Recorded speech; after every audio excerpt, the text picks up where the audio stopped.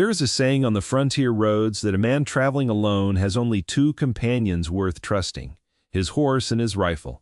Tobias Hale had believed that saying for 11 years, ever since the fever took his wife and left him with nothing but a wagon, a trade route, and a silence so complete it had its own weight. He had never expected the third companion to be an orc woman bleeding into his floorboards, hiding beneath a stack of grain sacks, whispering the most absurd request he had ever heard in his life. Tobias Hale was 38 years old, and by the standards of the frontier towns he passed through, he was an unremarkable man. He hauled goods between the settlements, strung along the Keswick Trail, a route that wound through contested territory where the old wars had never quite finished dying. He wore his gray coat threadbare. He spoke rarely. He kept his rifle oiled and his ledgers balanced, and the merchants who dealt with him considered him reliable in the way one considers a well-built fence reliable, useful, unremarkable, certainly not dangerous. Nobody looked twice at Tobias Hale. That was exactly how he wanted it. What the merchants did not know, what nobody along that trail knew anymore, was that before the fever took his wife, before the wagon and a trade route and the long gray silence, Tobias Hale had been a soldier of the Coralland Rangers, a unit disbanded after the border wars, for reasons the government preferred not to discuss in polite company. He had spent 6 years hunting men through country far worse than this. He had buried that version of himself along with his wife, in the same week, in the same grief, and told himself the burial was permanent. He was 3 days out from Millhaven, hauling grain and iron nails toward the garrison town of Red Oak, when he heard the wagon creak in a way that had nothing to do with the road. He had stopped for the night in a shallow gully off the main trail, out of habit more than necessity, the kind of place a cautious man camped when he had spent years learning that visibility was a liability. He built no fire. He never built fires anymore. He was tending to his horse, an aging mare named Clementine, when the sound came again, a soft shift of weight from beneath the canvas covering his cargo. His hand found his rifle before his mind had finished processing the sound. He approached the wagon slow, the way he used to approach a tree line that felt wrong. He pulled back the canvas with one hand, rifle leveled with the other, and found himself staring down the barrel at a pair of yellow eyes, wide with terror, set in a face that was unmistakably, unapologetically orcish. Green-gray skin. Keen R-N-in-D. A jaw built for strength rather than grace. Tusks that had been filed down, he noticed, filed down carefully, as if she had tried to make herself less obviously what she was. She was young, maybe 25 in human years, though he understood orc aging ran differently, and she was pressed into the gap between his grain sacks with a wound in her side that had soaked through a torn strip of her shirt. She did not move. She did not reach for a weapon. She simply looked at him with an expression that Tobias recognized immediately, because he had worn it himself once, in the last days of the war, when running had become the only verb left in his vocabulary. It was the expression of someone who had accepted they might die in the next 10 seconds and had made a kind of peace with it. "Please," she said, and her voice was rough, cracked from thirst or pain or both. "Please. I am not going to hurt you." Tobias did not lower the rifle. Not yet. He had survived this long by not lowering rifles on instinct alone. "There are soldiers behind me," she said. And now he heard the tremor underneath the words, the effort it took to keep them steady. "Half a day back, maybe less. Red Oak garrison men. They have been hunting me since the river crossing." "What did you do?" It was not really a question. It came out flat, the way he asked everything, but she flinched at it anyway, like the words themselves carried weight. "I ran," she said. "That is my crime. I ran from a labor contract that was going to kill me slower than any blade would, and the man who owned that contract has friends in the garrison. And now there is a warrant with my face on it that says I am a thief and worse things than a thief." She swallowed. "I did not steal anything. I stole myself. That is all." Tobias studied her for a long moment. The wound at her side was ugly, a gash that had been hastily packed with cloth and was already showing signs of infection at the edges. She was in no condition to fight him, even if she wanted to, and something about the way she held herself, spine straight despite the pain, chin lifted despite the fear, told him she was telling the truth, or at least the truth as she understood it. He had learned, in his old life, that liars rarely held eye contact through fear. They performed fear. She was simply afraid, without performance, without calculation. "Get out of the wagon," he said. Her face went through something complicated, resignation arriving before he had even finished the sentence, and she began to move, wincing, favoring her injured side. And it was that motion, that flash of raw pain crossing her features, that made something old and buried shift in Tobias Hale's chest. He had seen that motion before. He had made that motion before, dragging himself out of a burned command post with half his unit already dead behind him. "Not like that," he said, more gently than he intended. "I meant get out so I can look at that wound properly. You will bleed through anything I try to do to it while you are folded up in there, like a jackknife." She stared at him. "You are not turning me in." "I did not say that."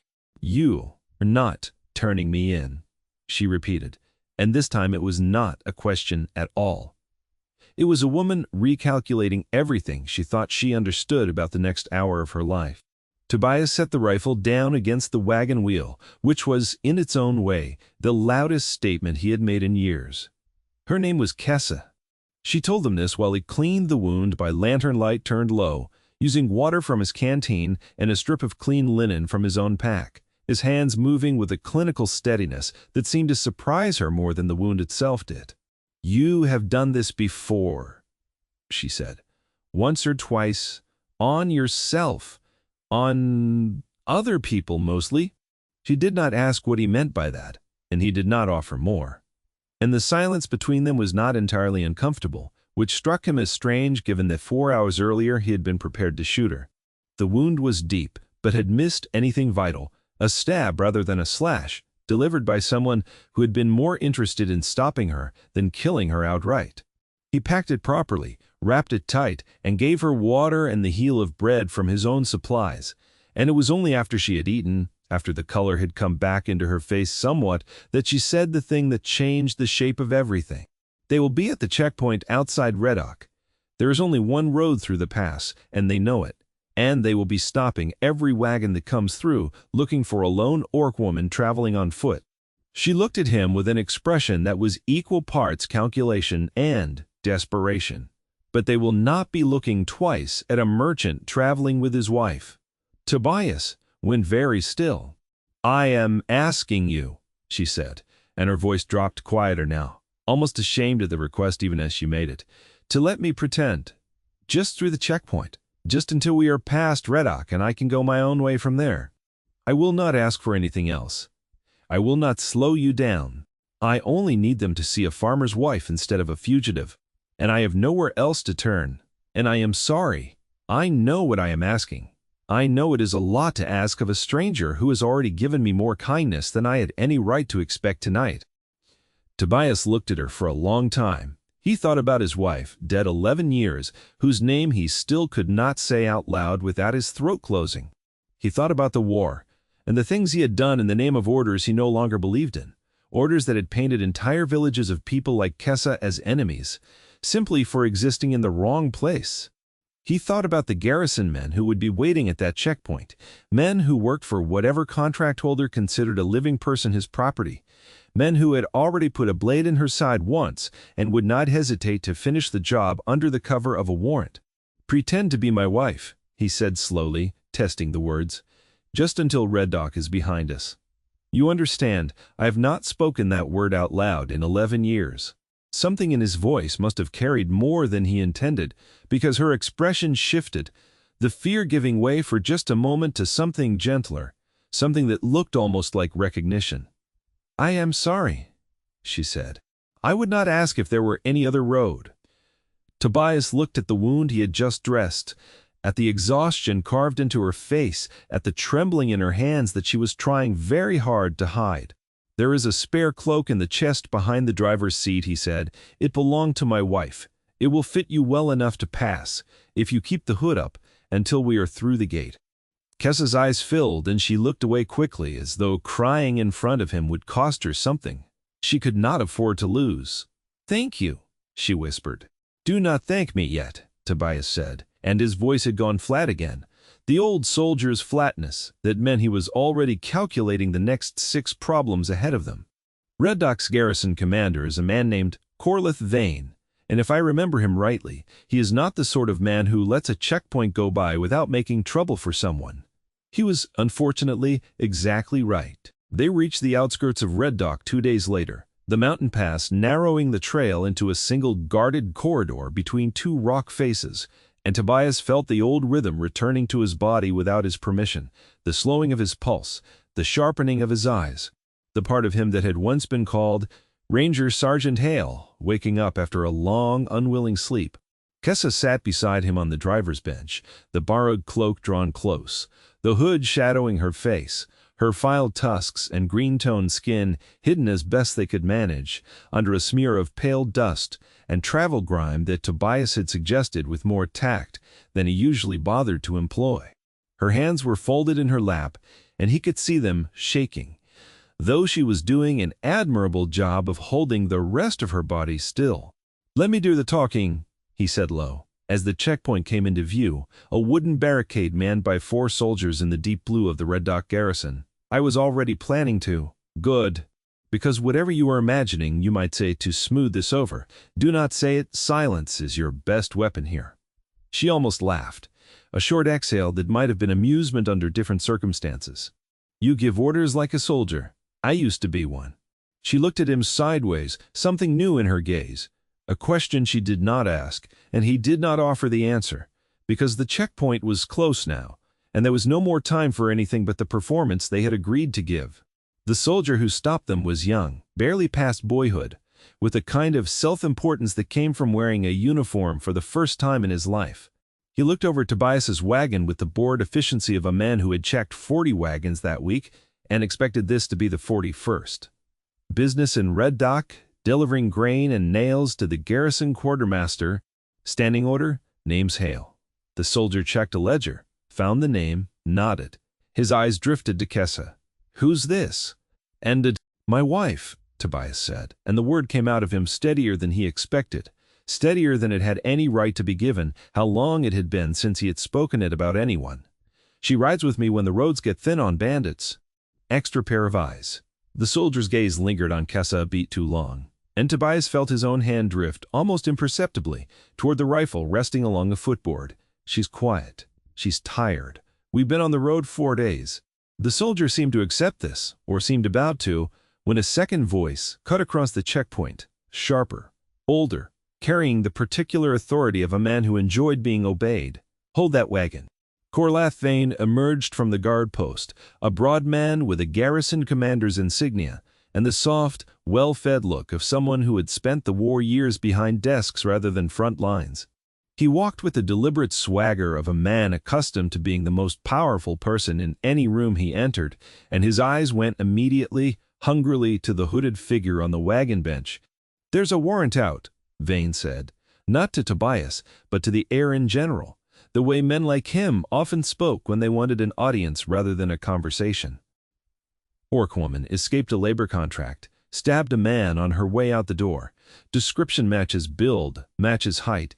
He stepped closer to the wagon, close enough that Tobias could smell the wine on his breath even at midday. "Pull back that hood, girl. She is my wife," Tobias said. And this time there was something in his voice that made the young soldier take an unconscious step backward, though Vane did not seem to notice, or did not care. "Your wife." Vane's mouth curled into something that was not quite a smile. "A merchant with an orc wife. That's an interesting story, Hale, if that's really your name. I don't believe it for a second. Pull back the hood." Tobias felt the old cold settle into him, the same cold that used to arrive right before a firefight, the world narrowing and sharpening at once, every sound suddenly distinct, every option suddenly visible. "She has done nothing," Tobias said quietly, "and you have no proof that the woman on this bench is the woman on your warrant. I'll have my proof the moment I see her face. You will not touch her." The words came out of Tobias Hale with a quiet, absolute finality that made the entire checkpoint go still. Even Vane paused, some old animal instinct in him registering for just a moment that the tired merchant in front of him did not sound tired at all anymore. "Careful," Vane said, though his voice had lost a fraction of its swagger. "You're speaking to a garrison commander." "I am speaking to a man about to make a very poor decision," Tobias said, "regarding a warrant that describes a woman traveling alone on foot, when the woman beside me has been traveling with her husband for 4 days and has papers to prove our marriage filed in Millhaven. Should you care to send a rider to check, which will take you 2 weeks there and back, during which time your quartermaster will be asking why his grain and nails never arrived, and why the delay was the personal decision of Commander Vane." It was, Tobias would reflect later, the single longest sentence he had spoken aloud in 11 years, and every word of it was constructed with the same precision he used to bring to briefing rooms, laying out consequences like a man setting a trap one plank at a time. Vane's jaw tightened. Behind him, the young soldier shifted uncomfortably, clearly recalculating his estimation of the situation. "There are no marriage papers," Vane said, but the certainty had gone out of his voice. "There are," Tobias said. "In my chest behind the driver's seat, filed with the Millhaven registrar, 3 years past, and I am happy to dig them out for you, if you would like to hold up this checkpoint, for the 20 minutes it will take me to find them among my ledgers, though I imagine the merchants queued up behind me will have opinions about that delay. And some of them do business with the garrison quartermaster too, and gossip travels faster than any rider you could send." There were in fact no marriage papers, and Kessa sat rigid beside him, not daring to breathe, understanding that Tobias was building an entire fiction out of nothing but calm delivery, and the certainty in his own voice, the same tool he had once used to talk hostile scouts into standing down without a shot fired. Vane looked at him for a long moment. Then he looked at Kessa, at her folded hands, at the dust smeared carefully across the hood's shadow, and something in his calculation shifted from certainty to doubt, and Tobias recognized the shift because it was the exact moment every interrogation he had ever run either broke open or slammed shut. "Pull the hood back," Vane said, but quieter now, an order given by a man testing whether he still had the authority to give it. Kessa's hand trembled as she reached up. Tobias spoke before she touched the fabric. "She will not," he said, "because you have no legal grounds to demand it, and if you force the matter, I will make certain the quartermaster general in Millhaven hears exactly how his supply contracts were delayed by a garrison commander harassing a merchant's wife on unfounded suspicion. I do a great deal of business with that office, Commander. They value reliability. They will not value this." It was a bluff constructed entirely from the general shape of how bureaucracies feared paperwork and embarrassment, and Tobias had no idea if the quartermaster general even knew his name, but he delivered the line with the flat, unshakable certainty of absolute fact, and Vane, who had built his entire career on projecting authority rather than earning it, folded in the face of someone projecting it back at him harder. "Move along," Vane said abruptly, turning away as though the conversation bored him, as though it had been his idea all along. "Watch yourself on the road, Hale. Next time, I might not be so generous." "Much obliged, Commander." The wagon rolled through the checkpoint at a pace so unhurried it made Tobias's own pulse ache with the effort of maintaining it, and it was not until Red Doc's gates had shrunk behind them into the haze of the trail that Kessa finally exhaled, a long, shuddering breath that seemed to release 4 days of held terror all at once. "You are not a merchant," she said, staring at him. "Not only a merchant, I move grain and nails for a living. That part is true." That was not the talking of a man who moves grain and nails. Tobias kept his eyes on the road. "It was once," he said. She did not push further, not that day, and Tobias found himself grateful for the restraint, because he was not ready yet to open the door on the version of himself buried alongside his wife. But something had shifted at that checkpoint, something neither of them had planned for, and it followed them quietly down the trail for the rest of that day and into the next. They did not speak of ending the arrangement. It was 3 days later, camped beside a stream with the horses grazing in the fire built low and shielded by rock, when Kessa asked the question that had clearly been sitting in her since the checkpoint. "Why did you help me?" Tobias considered several answers, all of them true in fragments, none of them the whole truth. Because a man put a blade in you and called it justice, he said finally, and I have seen enough of that kind of justice to last several lifetimes. That is not the whole reason. No, he admitted. It is not. She waited, the firelight catching the yellow of her eyes, patient in a way that surprised him, patient in a way that reminded him uncomfortably of his wife, who had possessed the same gift for waiting out his silences until he gave her something real. My wife died 11 years ago, he said. Fever took her in 4 days.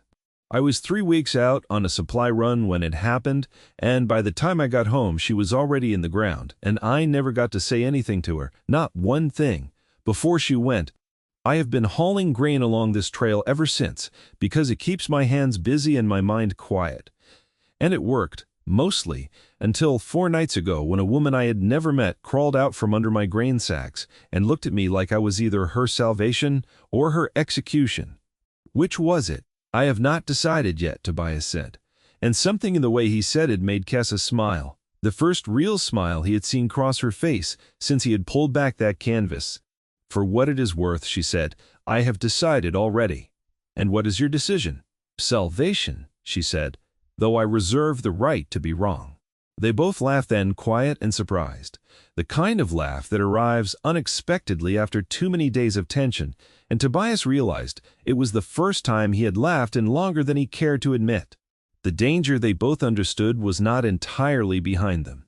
Vane was the sort of man whose pride, once wounded, tended to fester, and a garrison commander with connections to Kessa's former contract holder was not a threat that simply evaporated because a wagon had rolled past a checkpoint. Tobias made the decision, somewhere on the 3rd night, that he would not simply drop Kessa at the next crossroads and wish her well. He told her as much the following morning over the low fire and the last of the traveling bread. I know a settlement 2 weeks north, he said. Carrow's Bend. Mixed town, orcs and humans both, built by people who left the war behind rather than carry it forward. No garrison contracts, no labor warrants that anyone enforces. I have delivered goods there for years. They know me. Kessa looked up at him, startled. You would take me there. I would take you there, he confirmed, if you wanted to go. Or I will take you wherever else makes sense to you. But I do not think it makes sense for you to walk that road alone, not with Vane's pride bruised and a contract holder somewhere still hungry for what he thinks belongs to him. And after Carrow's Bend, what happens to the merchant and his wife then? It was a question with a great deal folded inside it, and Tobias understood that and took his time answering. I suppose, he said slowly, that depends on whether the wife would like to keep the arrangement going a while longer. Not for checkpoints. Just for its own sake. Kessa's expression went through several things at once. Surprise, caution, something warmer. Underneath both. You barely know me, she said. I know you held still and quiet through the worst 4 minutes of your life because you trusted a stranger with a rifle not to be the thing you needed to fear. I know you thanked me for stitching a wound instead of cursing the pain of it. I know you decided I was salvation before you had any real evidence I deserved the title. He looked at her steadily. That is more than I knew about most people. I called friends back in the war. That is a very roundabout way of saying you like me. I am a roundabout sort of man. She laughed again, and this time she reached over and took his hand, her calloused fingers folding around his with a careful, deliberate gentleness, as though she were the one reassuring him, rather than the other way around. Then, let us be roundabout together, she said, and see where the road takes us. They never made it entirely undisturbed to Carrow's Bend. 4 days out from the settlement on a stretch of trail that cut through a stand of pine so thick the sunlight barely reached the ground, 3 riders came out of the tree line in the deep blue of the Red Dock garrison, and at their head, Tobias was unsurprised to see, was Corlath Vane himself, his pride evidently having festered exactly as predicted, his patience for legal games apparently exhausted. Hale! Vane called out, reining his horse to block the trail. I sent that rider to Millhaven after all. No marriage filed under your name. No papers at all. He smiled, and it was an ugly thing, satisfied and cruel in equal measure. You lied to a garrison commander.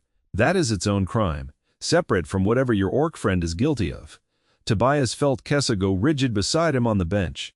He set his hand briefly over hers, a small gesture, steady, the way he had learned to keep his hand steady in worse moments than this. "Stay behind me," he said quietly. "Whatever happens next." "Tobias, stay behind me."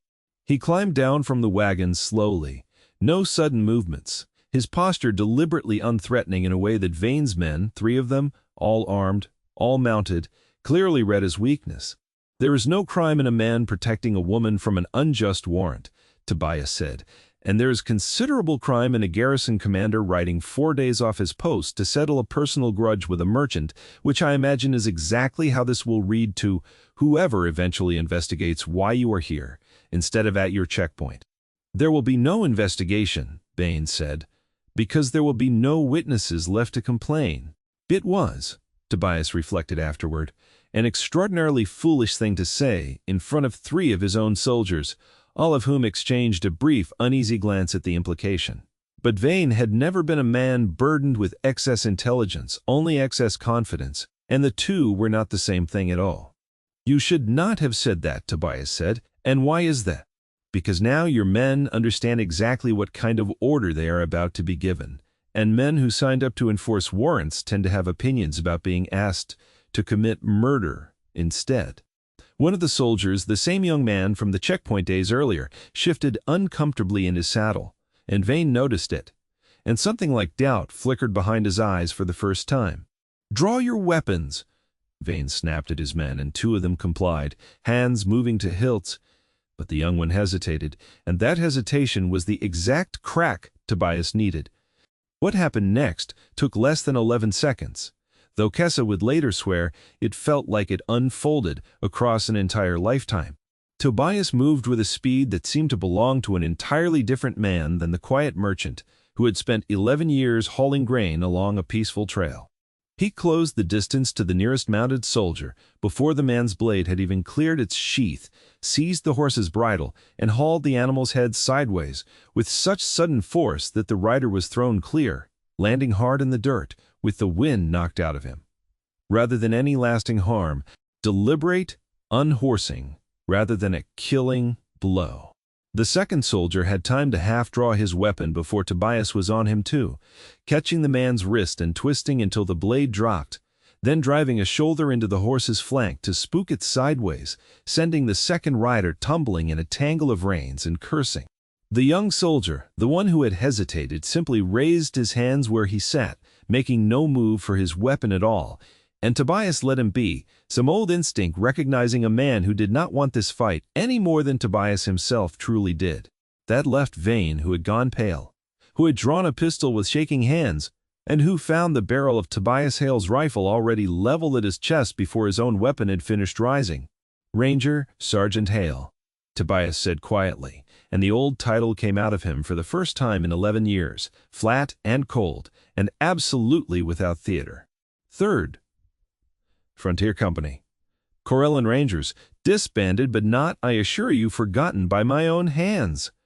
I have put down men considerably more competent than you, Commander, in considerably worse conditions than a quiet forest trail on a calm afternoon. I would encourage you to lower that pistol before we discover together whether that particular skill has faded with time." Vane's hand trembled. The pistol lowered inch by inch until it pointed at the ground. "You are supposed to be dead," Vane said, his voice cracking with something between disbelief and dawning horror.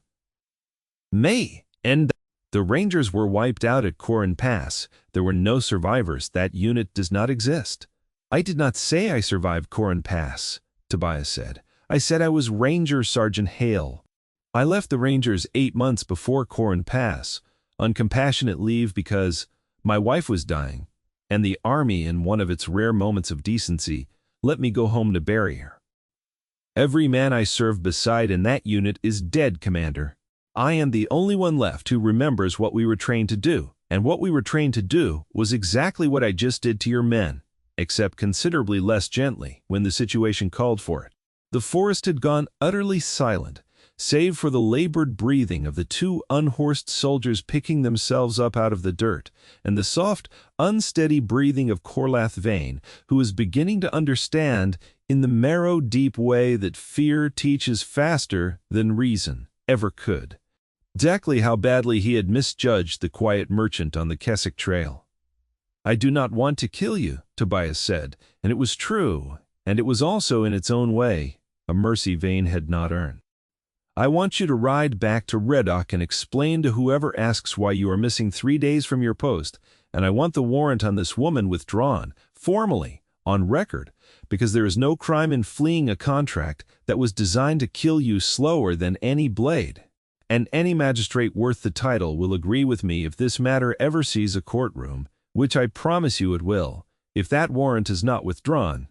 You cannot make demands of a garrison commander. I am not making a demand," Tobias said. "I am describing the two futures available to you. In one, you withdraw the warrant, you ride home, and this entire humiliating afternoon becomes a story you never tell anyone because it does you no credit.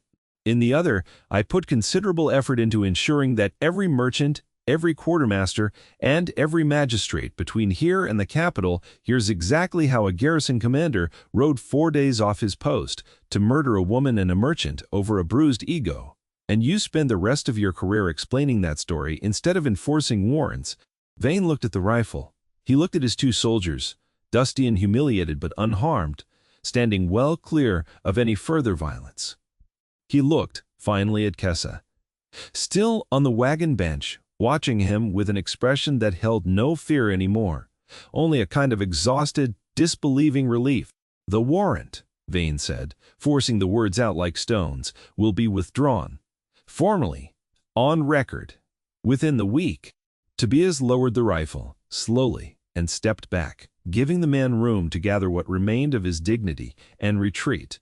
Vane and his soldiers rode back the way they had come, and the young one, the one who had never drawn his weapon, glanced back once at Tobias, with something that looked almost like gratitude, and Tobias nodded at him, a small, private acknowledgment between two men who understood exactly what kind of order had almost been given, and what it would have cost the young soldier's conscience to obey it. When they were gone, Kessa climbed down from the wagon on unsteady legs and simply stood in front of Tobias for a long moment, saying nothing at all. "Ranger, Sergeant," she said finally. "That was a long time ago." "It did not look like a long time ago. It looked like it was still living somewhere under your skin, waiting." Tobias considered that, and found he could not disagree with it. "I buried him with my wife," he said. "Or I thought I did. Perhaps some things do not stay buried as well as we would like." "I am glad he did not stay buried today," Kessa said, and stepped closer, close enough that he could see the wet shine at the corners of her eyes. "You could have simply let them take me back at that checkpoint. It would have been easier." "Easier is not the same as right." "No," she agreed softly. "It is not." They reached Carrow's Bend 6 days later than planned, slower than planned, but whole, and the warrant, true to Vane's word, or perhaps true to his fear, was formally withdrawn 11 days after that, a fact Tobias confirmed through a letter from a magistrate contact he had not spoken to in nearly a decade. Carrow's Bend welcomed them the way it welcomed most travelers who came seeking a version of peace they had not been able to find anywhere else, which was to say without ceremony but with genuine warmth. Kessa found work with the settlement's herb doctor, her steady hands and quiet competence earning respect within a season. Tobias kept hauling grain and nails along the trail, though his routes grew shorter, his time away from Carrow's Bend growing briefer with each passing month, until eventually he stopped taking the longer contracts altogether. The pretending had stopped being pretending sometime around the 4th week on the road, though neither of them had said so out loud, until they were settled, until the danger had faded into something that could be examined, rather than merely survived. It was Kessa who said it first. One evening on the small porch of the cottage they had built at the edge of the settlement 2 years after a wagon wheel had creaked in a way that had nothing to do with the road. "I was thinking," she said, "that we should make the marriage true. Not for a checkpoint, just for its own sake." "There is a particular irony," Tobias said, "in a lie becoming the truest thing in a man's life. Is that a yes?" "It has been a yes since the 2nd day," Tobias admitted. "I was simply waiting for the right moment to say so." "You are a very roundabout man." "I did warn you." They were married properly that autumn, in a small ceremony under the wide sky of Carrow's Bend, attended by orcs and humans both, by the herb doctor who had become Kessa's dearest friend, by the handful of merchants who had known Tobias for years and had never once suspected the quiet man they dealt with, had once been called Ranger Sergeant Hale of the 3rd Frontier Company. The old grief did not disappear. Tobias understood by then that grief like his did not disappear so much as it made room, over time, for something else to grow alongside it. And what grew alongside it was a life he had never expected to have again, built out of a desperate whispered request in the back of a wagon and a decision made in the space of a few seconds by lantern light, to lower a rifle instead of raising it. Corleth Vane was quietly transferred from Red Dock within the year, his career never quite recovering from an afternoon in the pines that he apparently never spoke of to anyone, and the contract holder who had once claimed ownership over a person's life found his business quietly, thoroughly investigated by magistrates who had taken sudden, pointed interest in his labor practices, an investigation that Tobias never publicly claimed credit for, but that Kessa always suspected owed something to a handful of carefully worded letters sent to old contacts from a war that never seemed to fully let go of the man who had survived it. The frontier road kept its saying that a man traveling alone has only 2 companions worth trusting. But Tobias Hale had learned, in the space of one desperate winter, that the saying was incomplete. Sometimes the 3rd companion arrived without warning, bleeding and afraid, hidden beneath the grain sacks of an ordinary life. And sometimes that companion turned out to be the thing that made the whole of the journey worth taking. He kept his rifle oiled still. He kept his ledgers balanced. But the silence that had defined him for 11 years had a voice in it now, warm and steady, and in the evenings, when the light fell soft and gold across Carrow's Bend, Tobias Hale would sit on his porch beside the woman who had once begged a stranger to pretend, and think that some pretending given enough time and enough truth simply stops being pretend at all. If you enjoyed this story, there are more tales like it waiting for you. Stories of quiet strength, hidden pasts, and the found families built between people the world too easily overlooks. Let me know in the comments what part of Tobias and Kessa's journey stayed with you most. If you want more stories in this vein, consider liking this video, subscribing, and ringing the bell so you never miss the next one. Thank you for listening. Until next time, keep your eyes on the horizon and never underestimate the quiet ones.